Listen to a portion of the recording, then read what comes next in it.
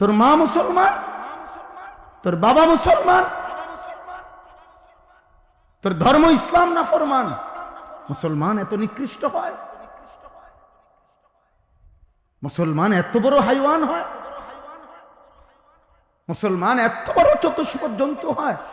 365 দিনে একদিনও সিজদা করবা না, একদিনও ফজরের নামাজ পড়বা না।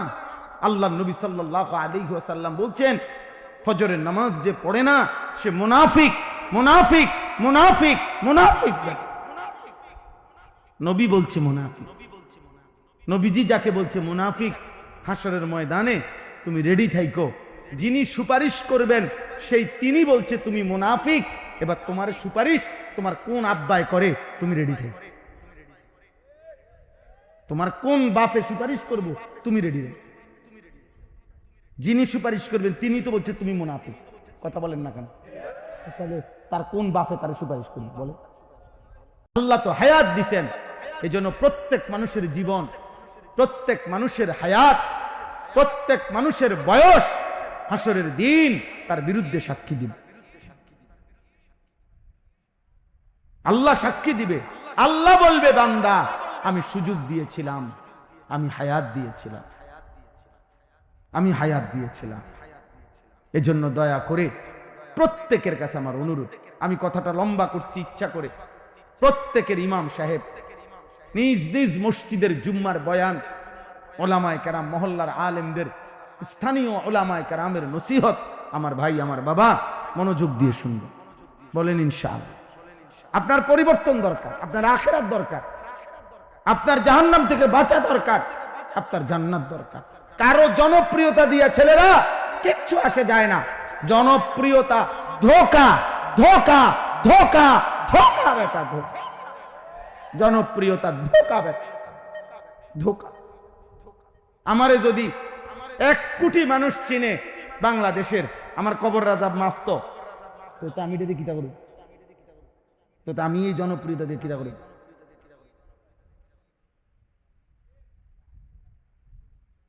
বলেন, আমারে যদি 1 কোটি মানুষ চিনে, আপনাদের কারো কবর রাজাব মাফ তো আপনি ভালান কিতেন? এই ছেলেরা লাফাও কিত্তা, ছবি উঠাইয়া করবা কি? ছবি উঠাইয়া করবা কি? এ কি জান্নাতি মানুষের ছবি উঠাচ্ছ? তোমার কাছে ঘোষণা আসছে অমুক বক্তা জান্নাতি, তো তো কিত্তা উঠাও। কি করবে এটা দিয়া তুমি? তাইলে জনপ্রিয়তা দিয়ে আমারও কোনো লাভ নাই, আপনাদেরও কোনো লাভ নাই।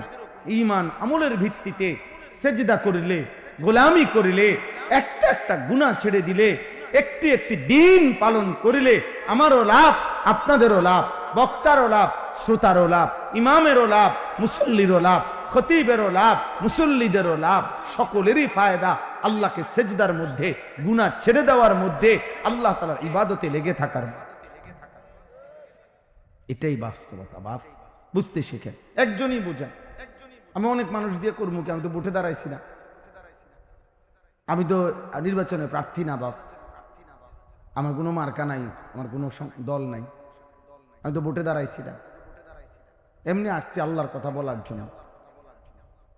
এই জন্য অনুগ্রহপূর্বক সবার কাছে বললাম, মেহেরবানি করে, শুধু আমার একজনের, আমি একজনে বয়ান করে পুরা 23 বছরের ইসলাম বলা সম্ভব না। 1 ঘন্টায় কি নবীজির পুরা কোরআন, ইসলামের সমস্ত কথা বলে দেওয়া সম্ভব? শুধু অনুভূতি জাগানো, বিবেক জাগানো, ফিকির জাগাইতে চাইলাম। এই জন্য আমার প্রথম কথাই, ছেলেরা, বাবারা, নওজোয়ান সাথী, ইনসাফের সাথে ভাইব, আল্লাহর সামনে তুমি কি বলবা? আখিরাতে কেমনে দাঁড়াইবা? ফাকাইফা তাত্তাকুনা ইন কাফারতুম ইয়াওমান ইয়াজআলুল বিলদানা শিবা। কোরআনের সবচেয়ে বেশি আমার কলিজা ছিন্ন করে এই আয়াত। মহান আল্লাহ বলছে, বান্দা এই যে তুমি দিবানিশি নাফরমানি করছো, আহা বান্দা, 1 ওয়াক্ত নামাজ পড়ো না, আমারে একটা সেজদা দাও না, হালাল হারাম কোনো বাস বিচার নাই, চুরি ডাকাতি জিনা বেবিচার, মদ জুয়া নারী ছবি, রাতের পর রাত মোবাইলে অস্থির দৃশ্য দেখা, আর সুদের টাকা, কিস্তির টাকা, হারামের টাকা দিয়া, ওজনে কম দিয়া, মা বোনরা বেপর্দা বেহায়া জিন্দিগি দিয়ে চলতেছ, মহান আল্লাহ বলে, বান্দা ফাকাইফা তাত্তাকুনা ইন কাফারতুম, আরে আমার বান্দাই যে নাফরমানি করছো, সেই আখিরাতের দিন, সেই হাসরের দিন বান্দা কেমনে বাঁচবা, যেই দিনের একদিন, হাসরের একদিনে দুঃখ, কষ্ট, পেরেশানি আর অস্থিরতার যন্ত্রণায় ইয়াজালুল বিলদানা শিবা, কোলের বাচ্চা বুড়া হয়ে যাবে, বুড়া হয়ে যাবে, বুড়া হয়ে যাবে, বুড়া হয়ে যাবে একদিনে, একদিন, একদিনে। ইয়াউমান ইয়াজালুল বিলদানা শিবা, বলো না নওজোয়ান, 365 দিন খোদার 1 বছর চলে গেছে, অথচ একদিনও 16 বছর, 14 বছর, 18, 20 বছরের ছেলেরা তোমরা যারা কোনোদিন ফজরের নামাজ পড়লা না, একটা বছরে কোনোদিন, হায় হায় নাফরমান, তুমি মানুষের বাচ্চা, তুমি মুসলমানের বাচ্চা, তোর মা মুসলমান, তোর বাবা মুসলমান, তোর ধর্ম ইসলাম না ফরমান, মুসলমান এত নিকৃষ্ট হয়, মুসলমান এত বড় হাইওয়ান হয়, মুসলমান এত বড় চতুষ্প জন্তু হয়, 365 দিনে একদিনও সিজদা করবা না, একদিনও ফজরের নামাজ পড়বা না। আল্লাহ নবী সাল্লাল্লাহু আলাইহি ওয়াসাল্লাম বলছেন, ফজরের নামাজ যে পড়ে না সে মুনাফিক, মুনাফিক, মুনাফিক, মুনাফিক। নবী বলছে মুনাফিক, নবীজি যাকে বলছে মুনাফিক, হাসরের ময়দানে তুমি রেডি থাইকো, যিনি সুপারিশ করবেন সেই তিনি বলছে তুমি মুনাফিক, এবার তোমার সুপারিশ তোমার কোন আব্বায় করে, তুমি রেডি থাইকো, তোমার কোন বাপে সুপারিশ করব তুমি রেডি থাইকো, যিনি সুপারিশ করবেন তিনি তো বলছে তুমি মুনাফিক। কথা বলেন না কেন? তাহলে তার কোন বাপে তার সুপারিশ করবে বলে? আল্লাহ নবী সাল্লাল্লাহু আলাইহি ওয়াসাল্লাম বলছেন, ইন্না আসকালা সালাতিন আলাল মুনাফিকিন সালাতুল ইশা ওয়া সালাতুল ফজর। নবীজি বলছে যারা মুনাফিক তাদের জন্য 2টা নামাজ সবচেয়ে কঠিন, একটা হলো এশার নামাজ, আরেকটা হলো ফজরের নামাজ। ফজরের নামাজ মুনাফিক। হযরত আব্দুল্লাহ ইবনে ওমর বলছেন, নবীজি সাল্লাল্লাহু আলাইহি সাল্লামের জামানায় ফজরের নামাজের অনুপস্থিত দেখে আমরা মুনাফিক চিনতাম, মুনাফিক চিনতাম। 2 দিন 4 দিন ফজরে অনুপস্থিত দেখলেই বুঝতাম এ আসলে মুনাফিক। আজ আব্দুল্লাহ ইবনে ওমর থাকলে কি বলতো? আজ কি বলতো? হ্যাঁ,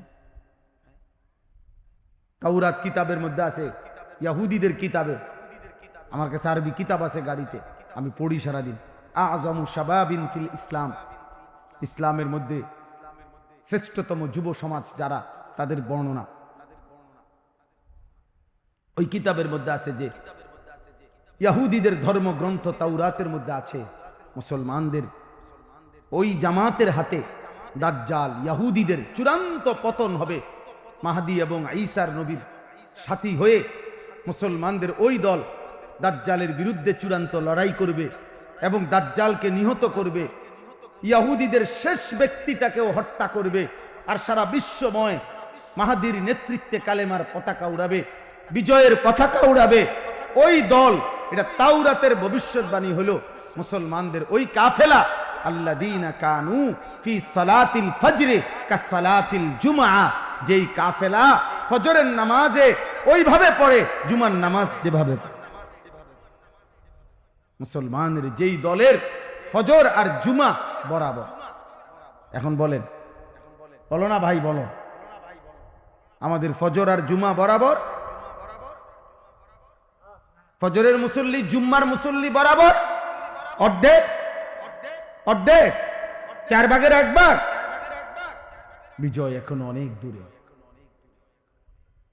এখনো অনেক দূরে। 2-4টা ভাত মাছ চাল ডাল, ছোট্ট একটা বিল্ডিং আর কয়েকটা বাথরুম আর টাইলস, আর একটা মোবাইল আর একটা নারীর ছবি, আর কিছুক্ষণের বন্ধুদের রং তামাশার আড্ডা, এতটুকুর নামই তো শেষ কথা না বাপ। এরপরও তারও কিছু আছে, আখেরাত তো আছেই, দুনিয়াও তো বেঁচে থাকা দরকার নিরাপদে। আজকের নওজোয়ান তোমরা খুব বেশি বাড়াবাড়ি করছো, আমি পরিষ্কার বললাম। মোবাইলের আসক্তি তোমাদেরকে মাসহুর বানায় ফেলছে, জাদুগ্রস্ত বানিয়ে ফেলেছে। কারো উপরে জাদু করলে তার ব্রেনে আর নিজের ব্রেন কাজ করে না। ঠিক মোবাইলে আসক্ত কিশোর যুবক ছেলে মেয়ে, এরাও ঠিক মাসহুর, মানে যাকে সেহের করা হয়েছে, জাদুগ্রস্ত, যার নিজস্ব কোনো বুদ্ধি বিবেচনা নাই। আহা, চুল রাখবে, চুল কাটবে সে, বেঈমান বলতেছে ওয়েট, আমরা তোমার ডিজাইন দিচ্ছি। ইয়াহুদি ডিজাইন দেয়, ইমানদারের সন্তান চুল কাটে। ইয়াহুদি প্যান্টের ডিজাইন দেয়,